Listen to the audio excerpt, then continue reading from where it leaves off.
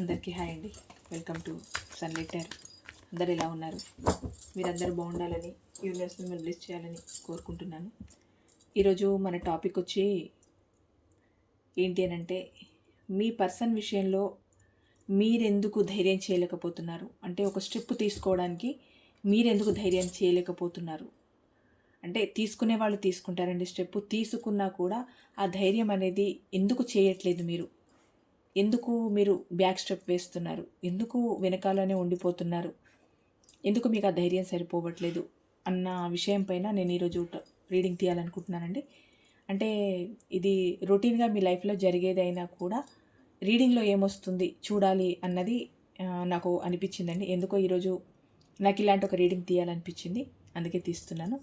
Please universe, మా weavers ఎందుకు వాళ్ళ పర్సన్స్ విషయంలో ధైర్యం చేయలేకపోతున్నారు ఒక స్టెప్ తీసుకోవడానికి, ఎందుకు వెనుకంజ వేస్తున్నారు, ఎందుకు ధైర్యంగా ముందుకు వెళ్ళలేకపోతున్నారు. ప్లీజ్ యాక్యురేట్ రీడింగ్ ఇవ్వండి, పాజిటివ్ రీడింగ్ ఇవ్వండి. గ్రాటిట్యూడ్.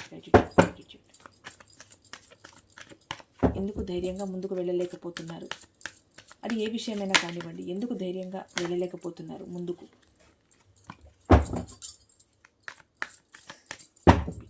Please invest. గ్రాటిట్యూడ్.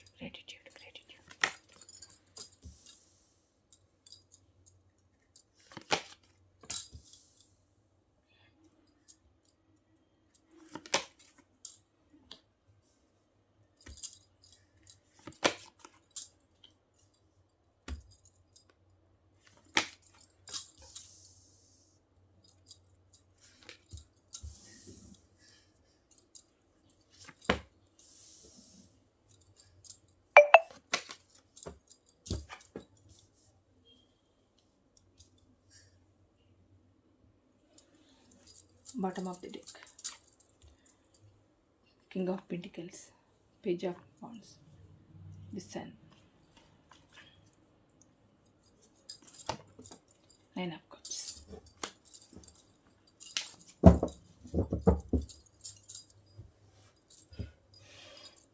మీరెందుకు మీ పర్సన్ విషయంలో బ్యాక్ స్టెప్ తీసుకుంటున్నారు, ఎందుకు ధైర్యం చేయలేకపోతున్నారు, అది ఏ విషయంలో అయినా కానివ్వండి, ఎందుకు ఒక స్టెప్ తీసుకోలేకపోతున్నారు అంటే కనుక, ఫస్ట్ ఇక్కడ మీకు వచ్చిన కార్డే స్టార్ కార్డ్ వచ్చిందండి. అంటే ఇప్పుడు ఒక రిలేషన్లో ఉన్నప్పుడు ఆ రిలేషను అంటే చాలాసార్లు చెప్పుకున్నాం, కానీ సందర్భం వచ్చింది కనుక మళ్ళీ చెప్తున్నాను. అంటే నాకు రీడింగ్ తగినట్టుగా కూడా చెప్పుకోవాలి కదా మనం. ఏంటి అని అంటే, ఎప్పుడు ఒక రిలేషన్లో ఎవరైనానండి, అది ఎలాంటి రిలేషన్ అయినా కానీ, ఒక సంతోషం కోసం, ఒక హ్యాపీనెస్ కోసం, ఒకరికి ఒకరు తోడున్నారు అన్న ఒక ఆ తెలియని ఒక ఫీల్ కోసమే ఏ రిలేషన్లోకైనా అడుగు పెడతారు. అది వైఫ్ అండ్ హస్బెండే కానివ్వండి, ఫ్రెండ్షిపే కానివ్వండి, లవర్సే కానివ్వండి, చివరికి పక్కన ఉన్న పక్క వాళ్ళతో, నైబర్స్తో కానివ్వండి, ఒక ఒక అంటే అది రిలేషన్ కాకపోవచ్చు, ఒక పరిచయమే కావచ్చు, అయినా కూడా ఏదో వాళ్ళ నుండి ఒక సంతోషాన్ని కోరుకొని ఒక రిలేషన్లకి వెళ్తారే తప్పితే, ఇంకా డే 1 నుంచి మీరు అనుభవిస్తున్న ఈ క్షణం వరకు వెళ్ళినప్పటి నుంచి ఎందుకు ఈ నిప్పుల కుంపట్లోకి వచ్చామా, అసలు జీవితం ఇంత దరిద్రంగా ఉంటుందా, అసలు జీవితానికి ఇంకా వేరే అర్థమే లేదా, ఇంతసేపు ఆ పర్సన్ ఇగ్నోర్ చేయడం, ఆ పర్సన్ వద్దు అనడం, నేను వాళ్ళ కాళ్ళు పట్టుకోవడం, నేను ఉంటానని అనడం, నన్ను ఇగ్నోర్ చేయొద్దని అడగడం, నాకు టైం ఇవ్వని అడగడం, ఇవన్నీ మీకు ఎలా అనిపించాయనంటే ఏదోనండి, ఇంకా అది ఏంటి, ఏదో ఒంటి మీద ఇంకా పట్టిన ఏదైనా పురుగు పడితే జలిగ పట్టిందంట చూడండి, అది పట్టేస్తే ఇంకా పూర్తిగా రక్తం తాగే వరకు అది ఎంత లాగినా రాదట, సహజంగా చెప్తుంటారు. అలా మీకు ఏమనిపించిందంటే, మీ సంతోషాన్ని, మీ హ్యాపీనెస్ని, మీరు నలుగురితో ఉండే ఆ విధానాన్ని, టోటల్గా మీ జీవితాన్నే ఒకటి ఏదో ఎరవేసి మొత్తం లాగేసినట్టు అయిపోయింది మీకు. అలాంటి ఫీలింగ్ వచ్చి మీరు ఏమనుకున్నారనంటే, ఇంకా నాకంటూ నేను బౌండరీస్ వేసుకోవాలి. అవి ఎలాంటి బౌండరీస్ అనంటే, ఏదో ఆషామాషిగా నేను మాట్లాడను, ఆ పర్సన్ని కేర్ చేయను, ఆ పర్సన్ మొహం ఇటు చూస్తే నేను మొహమట పెట్టుకుంటాను, ఇలాంటి చిన్న చిన్న వాటికి సంబంధించింది కాదు మీరు వేసుకున్న బౌండరీస్. మీరు మీ సక్సెస్ కోసం ఒక బౌండరీని వేసుకోవాలనుకున్నారు.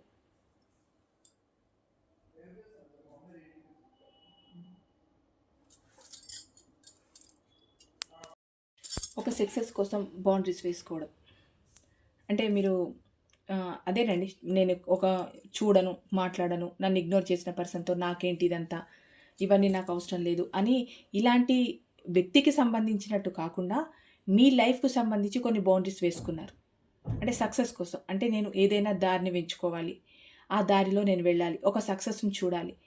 ఈ పర్సన్ ఏంటి అనంటే నా లైఫ్‌లోకొచ్చి నన్ను తెలియకుండానే ఆహ్, ఒక రకమైన అవమానానికి గురి చేసి, అంటే నాకంటూ ఒక లైఫ్ లేకుండా చేసి, కొందరికి కొన్ని రిలేషన్స్ ఎలా ఉంటాయండి, హ్మ్, రిలేషన్‌లోకొస్తారు, ఇష్టం అంటారు, రిలేషన్‌ని కంటిన్యూ చేస్తారు. కానీ ఆ మనిషి చేసే పనులు నచ్చవు. ఆ మనిషి వ్యక్తిత్వము నచ్చదు. ఆ మనిషి రూపము నచ్చదు. ఆ మనిషి మాట్లాడే పద్ధతి నచ్చదు. వాళ్ళ డ్రెస్సింగ్ సెన్సు నచ్చదు. ఏవి నచ్చకుండా రిలేషన్‌లో ఉంటారు. వాళ్ళు ఇప్పుడు మీరు అలాంటి సిట్యుయేషన్‌లో ఉంటే, మీరొక డ్రెస్సే వేసుకొని బయటికెళ్లారనుకోండి, అస్సలు బాగోలేదు. నీ టేస్ట్ అసలు చాలా దరిద్రంగుంది. అసలు నీ టేస్ట్ ఏం బాగోలేదు. ఈసారి నుంచి ఈ డ్రెస్ నువ్వు వేయకు.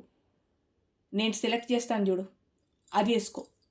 అది వేసుకొనుంటే బావుంటుంది. ఇట్లా ఏంటి అనంటే అక్కడికక్కడే మీ సెల్ఫ్ రెస్పెక్ట్‌ని అమాంతం కాలి కిందేసి తొక్కేసినట్టు. మీ మీరేదైనా సక్సెస్ గుండా వెళ్తే కనుక మీకంటూ ఒక ఏదైనా మీ లైఫ్‌లో ఒక అచీవ్‌మెంట్ వచ్చింది. ఒక సక్సెస్‌ని చూడాలనుకుంటున్నారు. మీ గోల్‌ని రీచ్ అవ్వాలనుకుంటున్నారు. అది మీ పర్సన్ గనక, మీకు నచ్చిన పర్సన్ గనక మీ మనసులో ఉన్న మాటలు షేర్ చేసుకొని, లేదు ఒక సజెషన్ అడిగి, నేనిలా ఉండాలనుకుంటున్నాను. నేనిలా వెళ్ళాలనుకుంటున్నాను. అంటే ఎంతమంది మీకు బ్యాక్ బోన్‌గా ఉండి, మీకొక సపోర్ట్‌గా మాట్లాడతారు? చాలా తక్కువండి అలా మాట్లాడేవాళ్ళు. ఎందుకనంటే వాళ్ళకన్నా ఒక ఉన్నత స్థితిలో ఉంటే వాళ్ళు ఓర్చుకోరు. ఇప్పుడు మీరే ఒక ఉన్నత స్థితిలో ఉంటే వాళ్ళు ఓర్చుకోరు. ఎందుకంటే అక్కడ తెలియకుండానే అక్కడ ఒక ఇగో రైజ్ అయిపోతుంది. వీళ్ళకన్నా నేను తక్కువనా అని ఒక యాటిట్యూడ్ స్టార్ట్ అయిపోతుంది.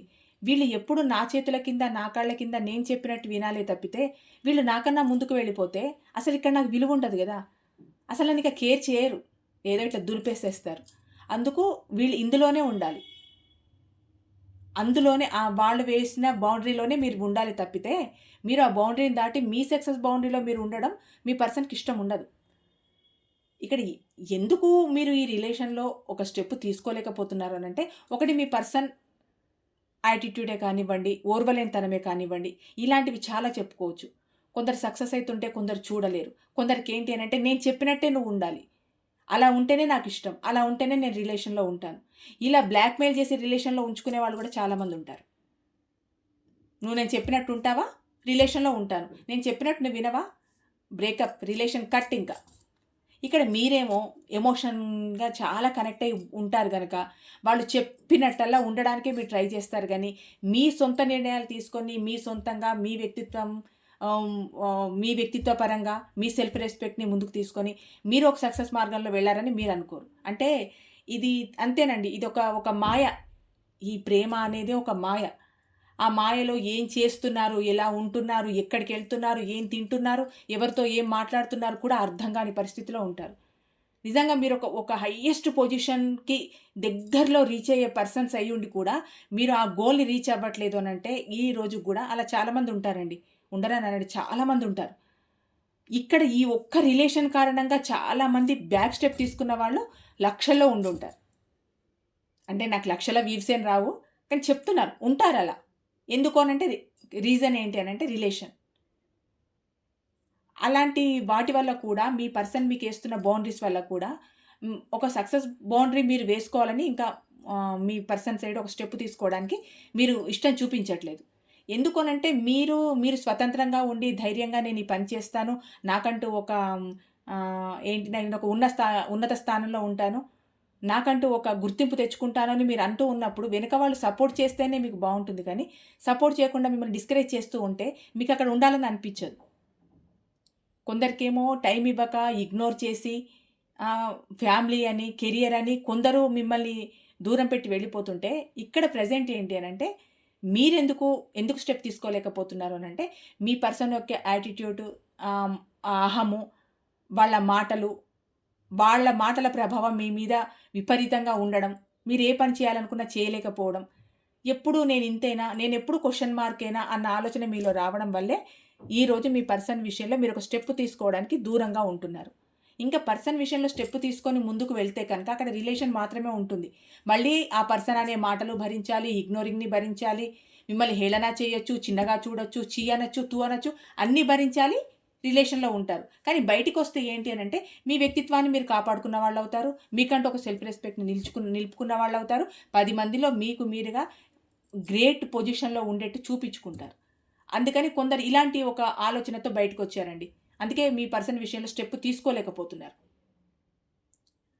ఒకటి ఇది. ఇక్కడ ఏంటి అనంటే కొందరు ఆచార వ్యవహారాలండి. ఇప్పుడు ఆహ్, ప్రేమ కులాన్ని చూసి పుట్టదు, మతాన్ని చూసి పుట్టదు అని అంటారు కానీ, చాలా వరకు బ్రేకప్‌లయ్యేవే కులాలు, మతాలు.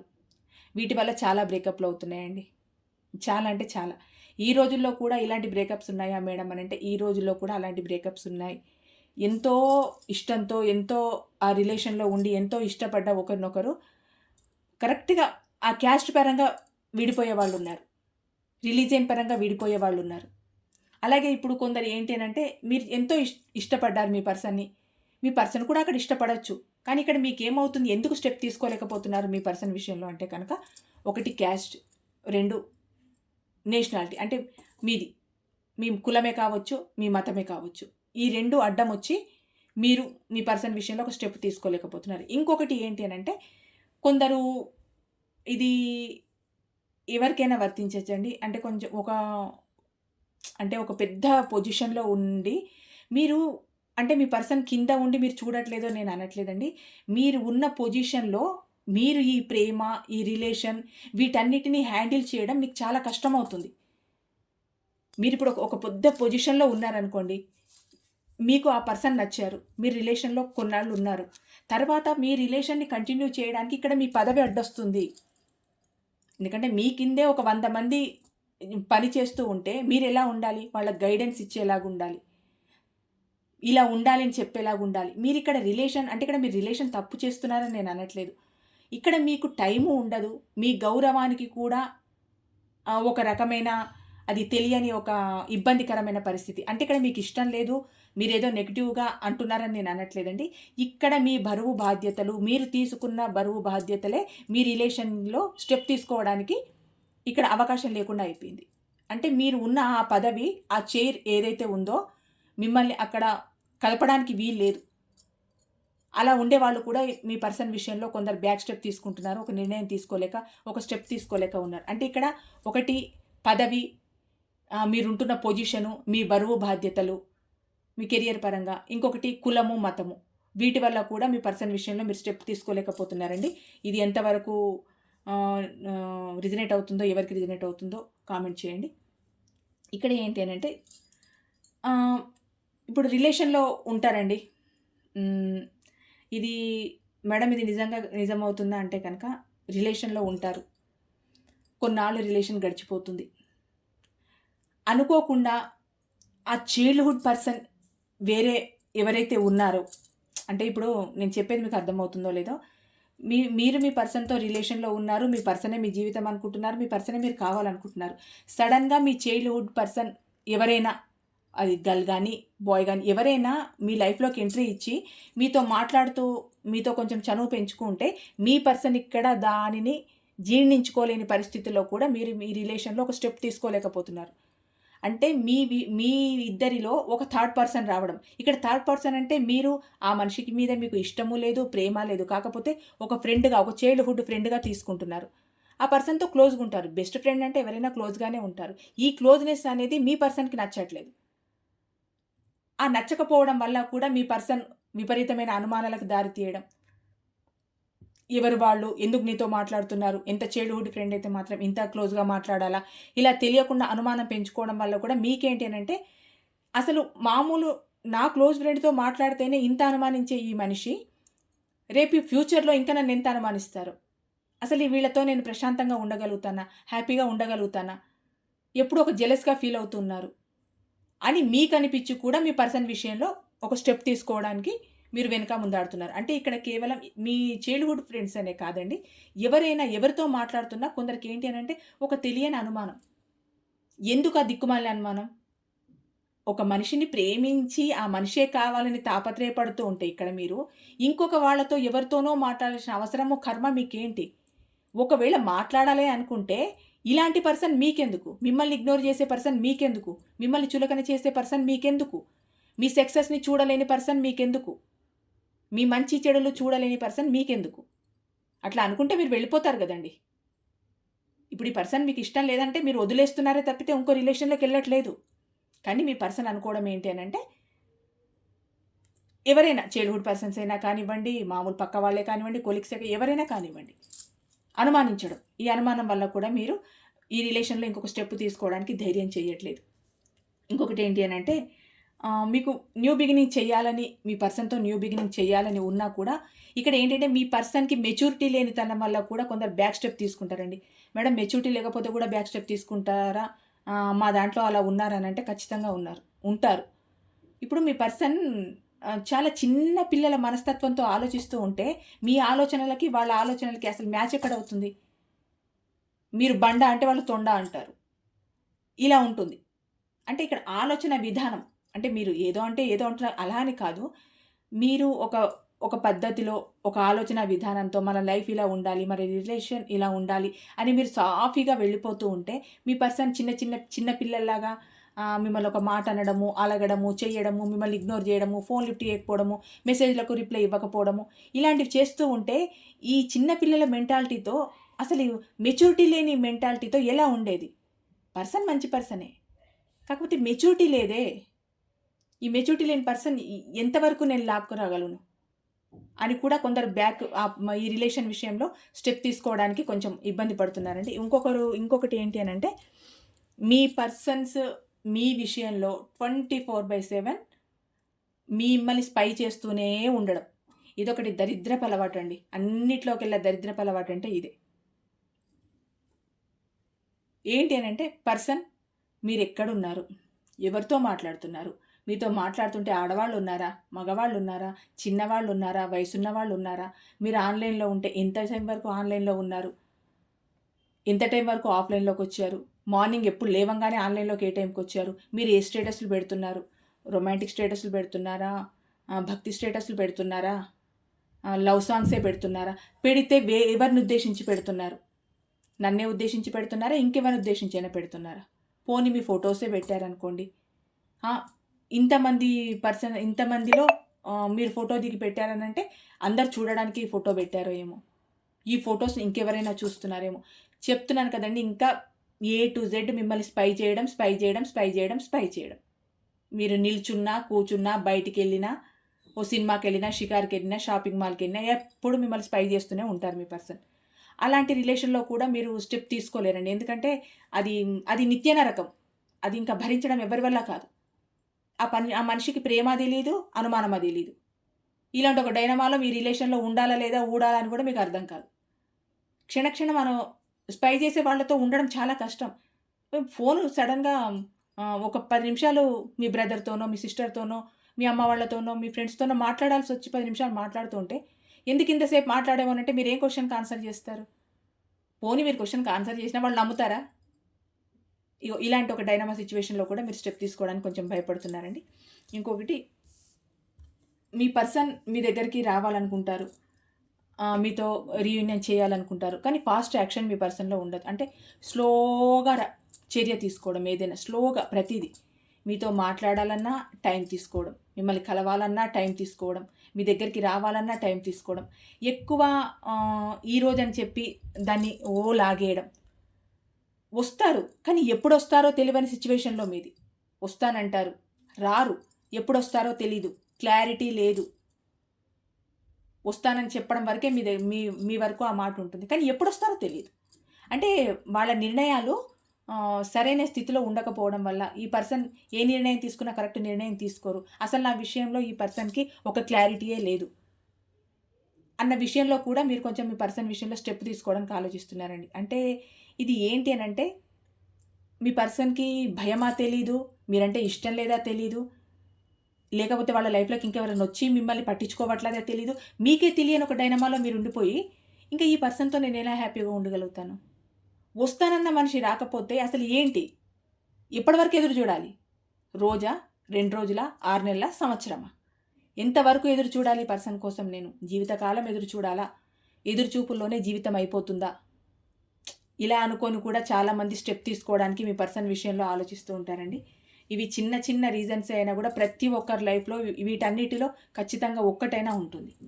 ఇక్కడ ఏంటి అని అంటే మీ పర్సన్ కోపాన్ని మీరు భరించలేరు, ఆ న్యాయకత్వ లక్షణాలను మీరు భరించలేకపోతున్నారు. ఏంటి అని అంటే నేను పట్టిన కుందేలకి మూడే కాళ్ళు అంటారు, నాదే రాజశాస్త్రం అంటారు, నేను చెప్పిందే వేదం అంటారు. విపరీతమైన కోపం, ఇలాంటి ఆ కోపాలను భరించడం కూడా ఎవరి వల్ల కాదండి. నేను సహజంగా నాకు వచ్చిన రీడింగ్స్ చెప్పకూడదు, కానీ మీకు ఎగ్జాంపుల్ చెప్తున్నాను. వాళ్ళు అసలు మామూలుగా మాట్లాడుకుంటూ ఉంటే ఎక్కడైనా ఏ ప్లేస్లో అయినా మాట్లాడుకుంటూ ఉంటే ఆ అబ్బాయికి కోపం వచ్చి ఆ అమ్మాయిని ఎక్కడ అసలు 10 మంది ఉన్నారా లేరా అని ఏం చూడరు, కొట్టేయడమే చెంప పైన. అరే ఆ అమ్మాయికి ఒక సెల్ఫ్ రెస్పెక్ట్ ఉంటుంది, ఆ పక్కన ఒక దెబ్బ కొడితే వాళ్ళు ఏమైనా అనుకుంటారు అనే కామన్ సెన్స్ అక్కడ లేదు. ఇక్కడ వచ్చింది కనుక చెప్తున్నానండి, నేను ఇక్కడ అబ్బాయిలు కించపరచట్లేదు, ఒక ఎగ్జాంపుల్గా చెప్తున్నాను. కోపం అనేది కంట్రోల్ చేసుకోలేని విధంగా, ఇక్కడ అమ్మాయి కూడా కావచ్చండి, నేను అబ్బాయి అనే చెప్పట్లేదు, అమ్మాయిలకు కూడా విపరీతమైన కోపము ఆ టైంలో ఎక్కడ 10 మంది ఉన్నారని చూడకుండా, రోడ్డు మీద ఉన్నామా బజార్లో ఉన్నామా ఎక్కడున్నామని చూడకుండా అరిచేయడం ఇద్దరిలో ఉంటుంది. నేను అబ్బాయి అని చెప్పట్లేదు, అమ్మాయి అని చెప్పట్లేదు, సహజంగా జరిగిన చిన్న ఇన్సిడెంట్ చెప్తున్నాను మీకు ఒక ఎగ్జాంపుల్గా. అంటే అక్కడ ఆ రిలేషన్లోనే ఉన్నారు, ఒకరికొకరంటే ఇష్టం, కానీ అక్కడ కోపం కంట్రోల్ చేసుకోలేరే. కంట్రోల్ చేసుకోలేని కోపంలో రిలేషన్ ఎలా మెయింటైన్ చేస్తారు? కొందరు కోపాన్ని భరించలేరండి, నోటికి ఎంత వస్తే అంత తిట్టేస్తూ ఉంటారు, ఎంత మాట వస్తే అంత మాట అనేస్తారు, ఎదుటి వాళ్ళ ఆ మాటలకు బాధపడతారన్న కామన్ సెన్స్ కూడా ఉండదు కొందరికి.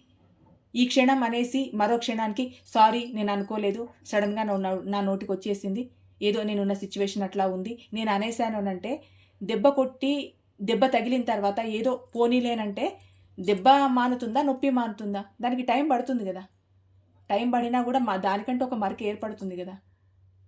అలాంటి సిచ్యువేషన్లో అంటే ఫస్ట్ ఆఫ్ ఆల్ ఏంటి అని అంటే, మీ పర్సన్ కోపాన్ని మీరు భరించే స్థితిలో లేకపోవడం వల్ల, అది చిన్న సన్న కోపం కాదండి, అదొక లెవెల్లో ఉండే కోపం. ఆ కోపాన్ని భరించడం, వాళ్ళ యాటిట్యూడ్ని, వాళ్ళ నేనే నియంతను అన్న ఒక అథారిటీని మీరు భరించడం మీ వల్ల కాలేదు. నేను చెప్పిందే చేయాలి, ఇంతలోనే ఉండాలి, విపరీతమైన కోపం, ఎప్పుడేం మాట్లాడతారో తెలియదు, ఇవన్నీ భరించడం కూడా మీ వల్ల కాక ఒక స్టెప్ తీసుకోవడానికి కూడా మీరు వెనకడుగు వేస్తున్నారండి. ఇక్కడ ఏంటి అని అంటే, మీరు అనుకోవడం టైం మారుతుందేమో అన్ని విషయాలలో. ఇప్పుడు నేను ఇన్ని వర్షన్స్తో చెప్పాను కదండి, అందరూ అనుకోవడం ఏంటి అని అంటే, సరే ఈ క్షణానికి మా రిలేషన్ ఇలా ఉంది, ముందేమైనా మారుతుందేమో, ఈ సైకిల్ ఎండ్ అవుతుందేమో, నా పర్సన్లో ఏదైనా చేంజ్ వస్తుందో ఏమో, మళ్ళీ మా రిలేషన్ న్యూ బిగినింగ్ జరుగుతుందేమో, రీయూనియన్ అవుతుందేమో, ఇలాంటి ఒక ఆశా దృక్పథంతో ఉన్నారు మీరు. ఇక్కడ మీ మధ్య రీయూనియన్ జరగాలని, మీరు హ్యాపీగా ఉండాలని, మీ రిలేషన్ హ్యాపీగా ఉండాలని కూడా మీరు చాలా కోరుకుంటున్నారండి. మీ పర్సన్కి ఒక ఆఫర్ అయితే ఇవ్వాలనుకుంటున్నారు మీరు, అంటే మీ సైడ్ నుండి. మీరు ఇన్ని రోజులు మీ పర్సన్కి ఆఫర్ ఇచ్చారు, మీరు వాళ్ళంటే ఇష్టమని మీరు చెప్పారు, కానీ మళ్ళీ ఒక ప్రయత్నం మీది. అంటే ఇన్ని జరిగినా కూడా మీ మనసులో ఏంటి అని అంటే, నా పర్సన్ మారి మా ఇద్దరికి రీయూనియన్ జరిగితే బాగుంటుంది, మళ్ళీ మేము హ్యాపీగా ఉండొచ్చు కదా అన్న ఒక ఆలోచన. అంటే ఏ కేటగిరీ వాళ్ళకు చూసుకున్నా కూడా మార్పు వస్తే బాగుండు, మాకు రీయూనియన్ జరిగితే బాగుండు అన్న ఉద్దేశంతో మీరు ఇప్పుడు ఉన్నారండి. మీ మనసులో ఒక తెలియని ఒక సంఘర్షణ ఏంటి అని అంటే, ఇది ఎప్పుడు మదన పడడం అండి. నా పర్సన్ ఇలా అన్నారే, అలా అన్నారే, ఏమి అనకుండా హ్యాపీగా ఉంటే, నన్ను కొంచెం అర్థం చేసుకొని ఉంటే ఇద్దరం హ్యాపీగా ఉండేవాళ్ళం కదా ఈ క్షణానికి అని, ఇట్లా మీకు ఎన్నో ఎన్నో ఎన్నో ఆలోచనలు మీ మనసులోనే ఒక అంతర్మదనం అలా అనిపిస్తూ ఉంటుంది మీకు ఎప్పటికప్పుడు. ఇక్కడ ఏంటి అని అంటే 9 of Cups. మీ పర్సన్తో మీరు విష్ ఫుల్ఫిల్మెంట్ కోరుకుంటున్నారండి. అంటే ఎంత చెడ్డవాళ్ళైనా కూడా మారి వస్తే స్వీకరించే మనసు మీకుంది, అది అందరికి ఉంది అని నేను అనట్లేదండి. కానీ ఇక్కడ ఈరోజు వచ్చిన రీడింగ్లో మాత్రం ఆ మనిషి ఎంత చెడ్డవాళ్ళైనా సరే మళ్ళీ మారి నువ్వే కావాలి అని వస్తే మాత్రం మీ లైఫ్లోకి మీరు ఆహ్వానించడానికి సిద్ధంగా ఉన్నారు. అందరూ ఉన్నారని నేను అనట్లేదు, అంటే ఎవరెవరికి సిచ్యువేషన్స్ ఎలా ఉన్నాయో తెలియదండి. వచ్చినా సరే నేను యాక్సెప్ట్ చేస్తాను వాళ్ళు కొంతమంది ఉంటే, అవసరం లేదు వచ్చినా నాకు అవసరం లేదు అనే వాళ్ళు కూడా కొంతమంది ఉంటారు. వచ్చే వాళ్ళకు మాత్రం వాళ్ళ లైఫ్లో ఒక విష్ ఫుల్ఫిల్మెంట్ కోరుకుంటున్నారు. మీ పర్సన్ మీ లైఫ్లోకి వస్తే మీ విష్ ఫుల్ఫిల్ అయిందని అనుకునే వాళ్ళు ఉన్నారు చాలామంది, వాళ్ళ కోసం చెప్తున్నాను. ఇదండి ఈరోజు reading. Thank you so much.